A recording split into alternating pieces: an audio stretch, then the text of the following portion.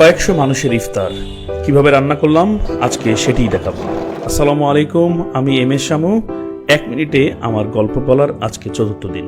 চলুন কিভাবে আমরা ইফতার রান্না করলাম সেটি দেখাই। শুরুতেই সব মশলাপাতি দিয়ে আমি মেরিনেট করে রাখি এবং কিছুক্ষণ ওয়েট করি। চুলায় উঠিয়ে দেওয়ার পর কিছুক্ষণ রান্না করা শেষে সিদ্ধ করা ছোলা সেখানে দিয়ে আবার একটু রান্না করি। এরপরে দিয়ে দিলাম সেখানে ডাল এবং 1 বস্তা চাল দেওয়ার পর ভালো করে মাখিয়ে আমরা ওখানে পর্যাপ্ত পরিমাণ গরম পানি ঢেলে দেই। দেখেন রান্না শেষ হয়ে গেল। রান্না শেষ হওয়ার সাথে সাথেই আমি সেই আস্ত ড্যাগ বাসায় নিয়ে আসি এবং আগে থেকেই বিছিয়ে রাখা পলিথিনের উপর সেগুলো ঢালা হয় এবং এরপরে শুরু হয় 500 মানুষের জন্য প্যাকেজিং।